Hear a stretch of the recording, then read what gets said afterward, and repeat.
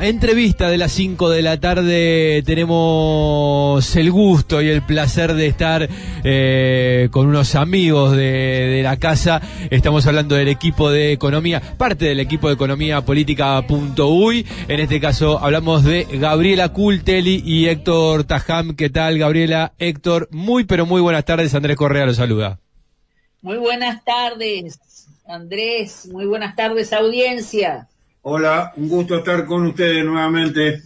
Ahí está, y bueno, y en esta posibilidad de comunicación vamos a darle, les propongo darle un marco a la charla de hoy, y quiero compartir con ustedes un fragmento de dos presentaciones que hicieron en el Parlamento dos diputados, ¿sí? Hablamos de Lilian Galán y Nicolás Lorenzo, con dos temas pero distintos, pero que de alguna manera tienen que ver con lo que vamos a estar charlando en la tarde de hoy con el equipo de economía política.uy para analizar la economía política del Uruguay. En este caso vamos a escuchar a Lilian Galán, sí, sobre el crecimiento de los depósitos según un informe de AEBU, y pegadito vamos a escuchar al diputado Nicolás Lorenzo sobre ganadores y perdedores.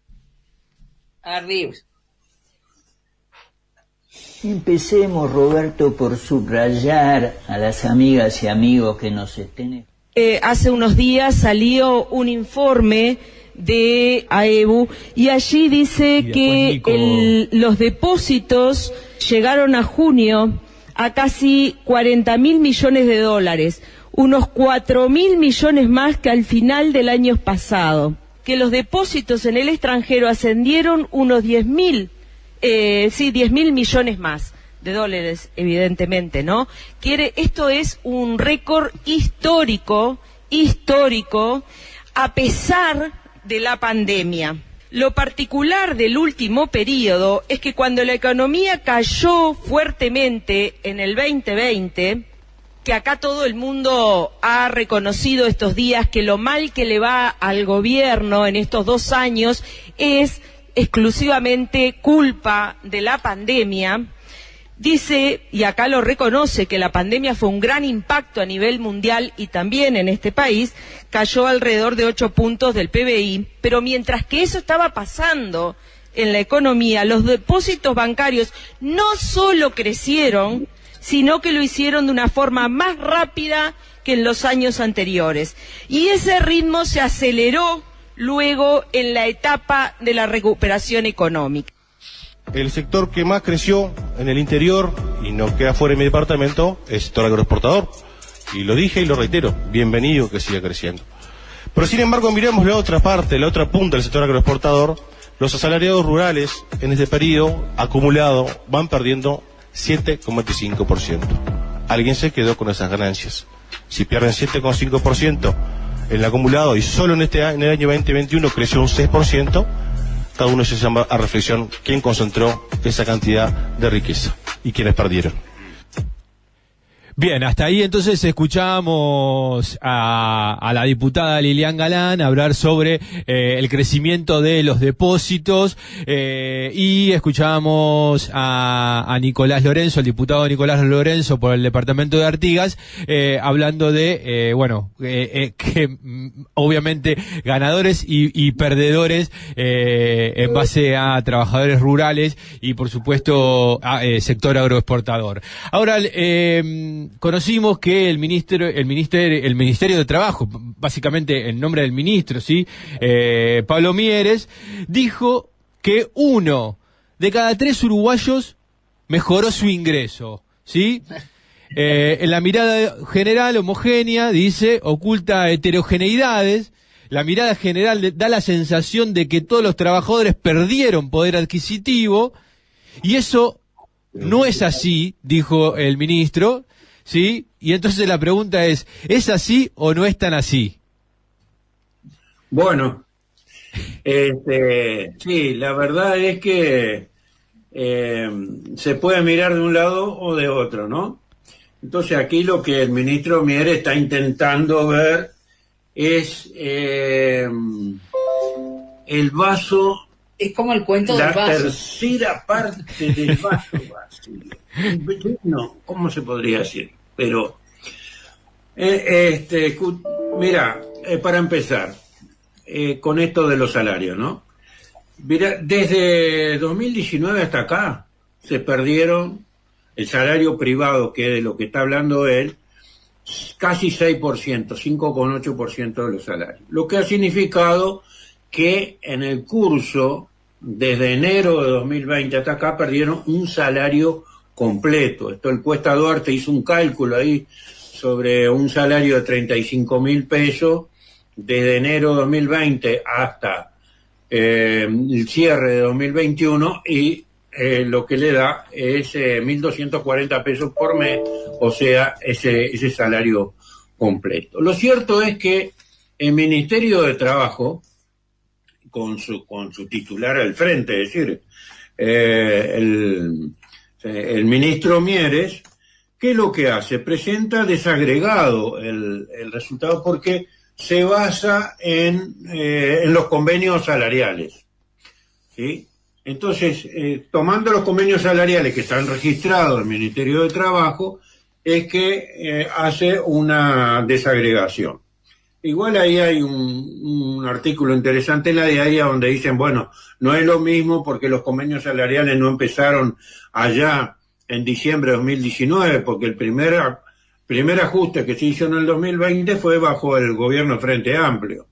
Y ese ajuste le dio a los trabajadores para aguantar un poco mejor el 2020. Pero lo cierto es que entonces el Ministerio de Trabajo comenzó con los salarios, con los consejos de salario y los convenios vigentes. ¿Qué es lo que dice? Bueno, entonces ahí es donde saca que el 27% no perdieron salario. ¿Y qué pasó con el 73% restante? Eso es lo que nos tenemos que preguntar, ¿no? Que ese es el vaso vacío. Y bueno, con el 34% de ese 73%, o sea, el 34% perdió más, casi más de 3%, de 2,6 en adelante, ¿sí? Después hay un 12% que perdió entre 1 y ese 3%, y otro 27% que perdió un 1 o menos que 1%, pero que todos perdieron. Si esta información se junta toda, es la que te da el menos 5,8 desde 2019 para acá. Pero lo cierto es que el ministro Mieres lo que trató de enfatizar es, bueno, el 27%, o sea, cuando dice él 1 de cada 3 está queriendo decir eso, ese tercio, casi un tercio que llegó a mantener o superar un poquito su salario, pero el 73% restante lo perdió, con una contradicción muy fuerte con lo que están diciendo los diputados, que tú indicaste, de cómo se está concentrando la riqueza en otro lado. Sí, o sea, lo que manifiesta el mini juego de palabras medio absurdo, ¿no? En ese medio show mediático que ellos siempre hacen, y entonces dice una tercera parte ha tenido mejores ingresos. ¿Qué pasó con las otras 2 terceras partes? ¿No? No lo dice así. Lo correcto, lo más didáctico para expresarse y mostrar una realidad hubiera sido decir las 2 terceras partes perdieron ingresos, porque son la mayoría. Pero bueno, ya sabemos cómo actúan ellos. Relacionando esto un poco primero con lo que planteaba Lilian, lo que estaba planteando que aunque es una cifra de stock, ¿no? Unos 40 mil millones, ¿verdad? 40.000 millones. Entre los dos que indicó. Sí, de dólares fuera del país. Tengamos en cuenta que el PBI, el Producto Bruto Interno del país, lo que se produce en un año anda alrededor de los 50.000 millones. 59.000 millones. Lo que quiere decir que ese stock de depósitos fuera del país son un 68% de lo que produce el país en un año, ¿no? Una cosa, son dos variables distintas, fuerte, una es de flujo y otra es de stock, pero igual, está fuerte la cosa. Está fuerte, sobre todo cuando uno dice, está bien, una es una variable de stock, la otra es una variable de flujo, pero resulta que aumentó, como bien dice Liliana ahí, 10.000 millones de dólares. ¿Y eso es en un año? Eso sí es un año. Claro. Y entonces, en un año, más o menos el 17% del Producto Bruto Interno que se produjo ese mismo año se fue para afuera. Entonces, es brutal. Claro. Es brutal. Entonces, por un lado tenemos una pérdida salarial de la mayoría de la población y de los ingresos. Y por otro lado, tenemos grandes depósitos, grandes riquezas, que prácticamente son la quinta parte de la riqueza del país en un año que se va para afuera. Bueno, entonces ahí está un poco también lo que decía Nicolás Lorenzo, de la desigualdad en la distribución, que es lo característico en este modelo. Ahí está, pero le pregunto, digo, estos números que estamos diciendo, ¿es en una economía en recesión? Uruguay es una economía cuyo PBI está en caída o digo. No, es una economía que está creciendo. Hasta 2021 mantuvo un crecimiento interesante. Cerró con 4,4% en el 2021. Había caído ahora, en el 2020 el 6%, ¿verdad? Claro, había caído un luego 6%. Recuperó un 4% y ahora ¿cuánto era en el...? Y ahora las expectativas sí. Más o menos andan también en un 4,5%, tal vez un poco más. Se recuperaría todo lo perdido y un poquito más. Es cierto que es más lento que lo que se preveía que iba a crecer, ¿no? Aquel rebote B. Uh-huh. Pero igual hay crecimiento. Uh-huh. El problema es que la mayoría no se entera que hay crecimiento. Claro. Ese es el problema, la distribución. Claro, no se entera por estas cosas que estamos diciendo. Es decir, evidentemente hay una distribución de ese valor producido muy desigual, ¿no? El otro componente, porque aquí vimos las ganancias que se escapan hacia afuera, ¿no? Y que por lo tanto son ganancias muy importantes adentro. El otro componente, el contradictorio y el que se ha, el que se ha reducido en contraparte es la masa salarial, ¿no?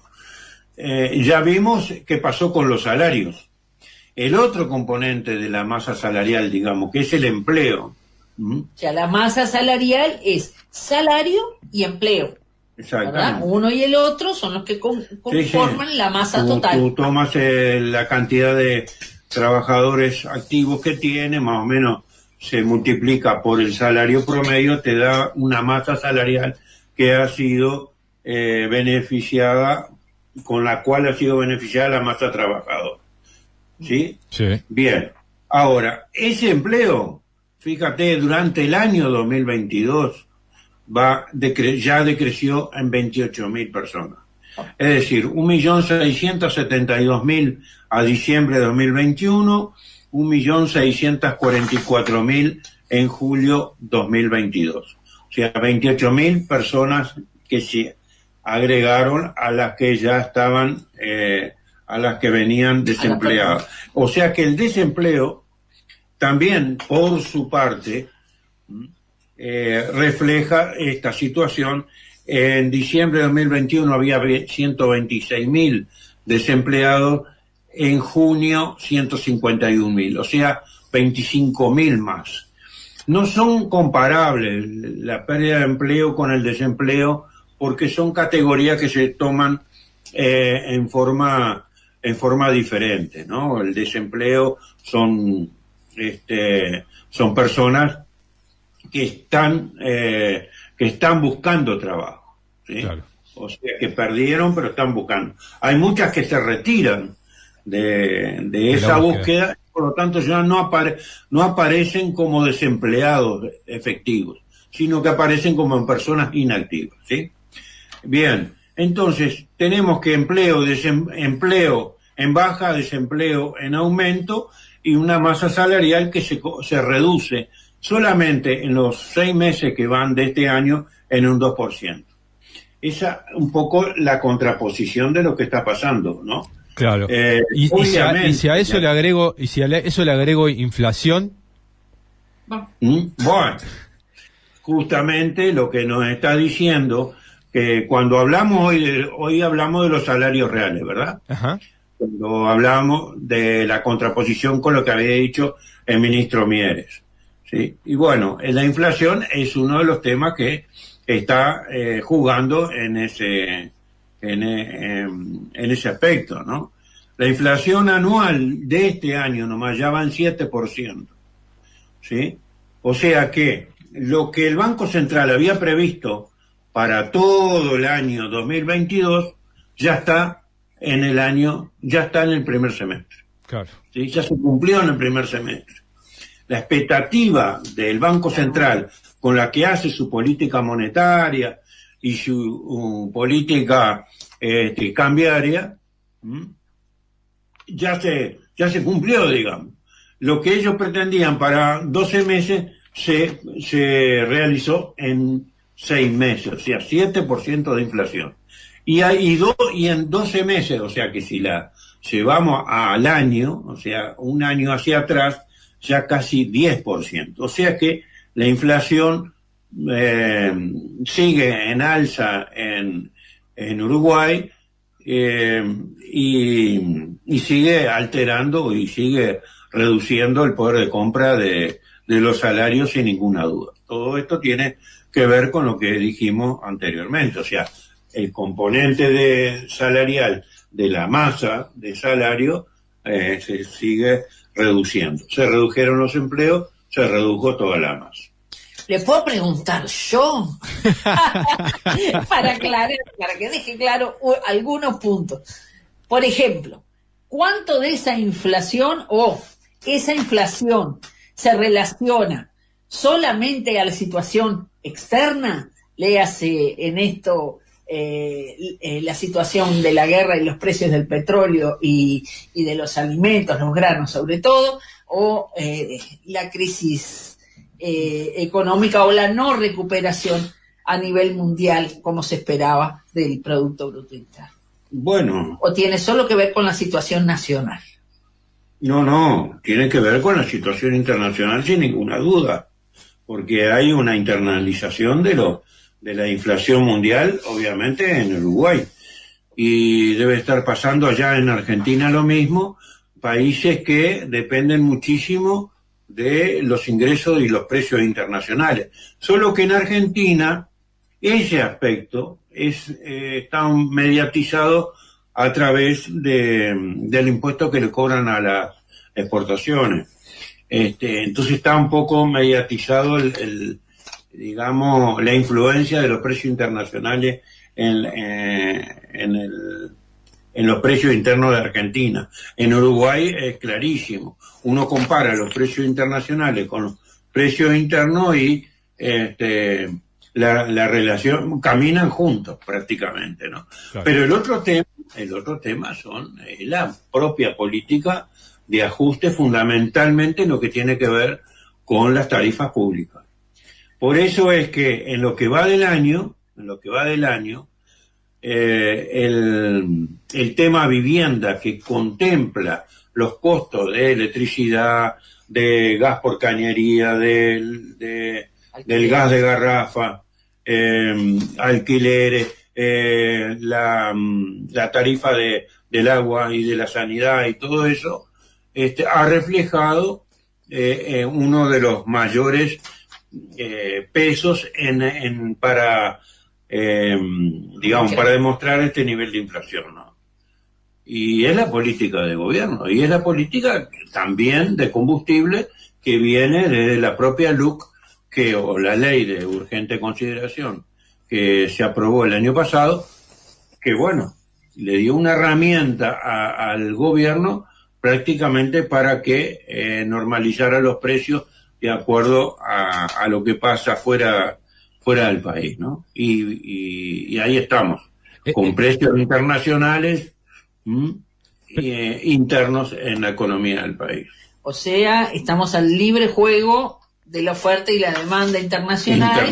Claro. Lo que no quiere decir que en otras condiciones no nos hubiera influenciado, pero lo que sí quiere decir es que el gobierno podía haber atenuado Exacto. estos Sí, impactos claro, y no hizo absolutamente nada. Por supuesto. Claro, hay una decisión de la política económica del gobierno que agudiza esta situación. Prácticamente, mira Andrés, prácticamente no hay economista que se explique cabalmente por qué el gobierno, vamos a no hablar del Banco Central, aunque Arbeleche siempre la quiere sacar aparte, sí, la ministra de Economía. Manda el otro. Sí, pero ¿por qué la política del gobierno con respecto a la inflación sigue estando centrada en la política banco centralista de aumentar la tasa de interés? Todos los meses aumenta la tasa de interés y todos los meses aumenta la inflación. Y es un ritmo que siguen. Entonces, es difícil de explicarse cómo al ver de que no influyen sobre la expectativa de los que ponen los precios, digamos, ¿no? Claro. De que esa tasa de interés iba a tener algún resultado. Y no lo ha tenido nada, porque como vemos, si empleo baja, si salario baja, ¿qué es lo que va a bajar la tasa de interés? ¿Cuál demanda inflacionaria va a bajar la tasa de interés? Ya está reducida por esto. Porque no se puede reducir más. ¿Cuál es el supuesto que hacen cuando hacen esta política con la tasa de interés? Es que el supuesto es que una tasa de interés alta va a tratar de influenciar sobre mayores ahorros o menor consumo. Y por tanto, si hay mayores ahorros, retiran moneda de la circulación y por tanto, si retiran moneda de la circulación, baja la inflación. Menor demanda. Etcétera, etcétera. Teoría clásica. El problema es que ese no es el problema de la inflación. No es porque la inflación la tenés que atacar por su causa, no por esta o aquella otro esquema. Inflación es, ya, para redondearlo, inflación en Uruguay hoy son precios mundiales internalizados por los propios exportadores que también venden adentro del país y por el propio gobierno con las tarifas internacionales. Esos son los dos actores económicos que están, presionando, digamos, empujando los precios del uruguayo. Ahí está. Clarísimo.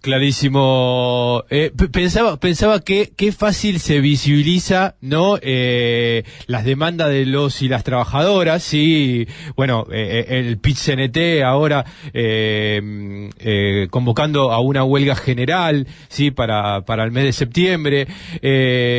Digo, las organizaciones movilizándose en la calle, digo, y qué poco sabemos, sí, de la presión que ejercen los grandes grupos económicos sobre el propio poder, ¿no? Porque esos no hacen manifestaciones, ¿no? Directamente tienen reuniones. Bueno, habrás visto la torta que le regalaron al presidente el día de su cumpleaños. Claro.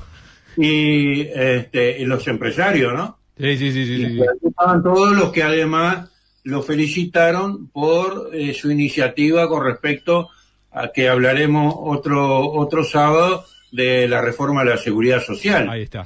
Y fíjate tú, que teniendo estos problemas de ahora, el principal proyecto que se envía al Parlamento es una reforma de la seguridad social que se prevé que los primeros resultados importantes se den dentro de 23 años. ¿Qué te parece? Tremendo. Que las calculadoras de riesgo están jugando, eso claro. Me parece. Y bueno, le llevaron la torta con los que cumple, ¿no?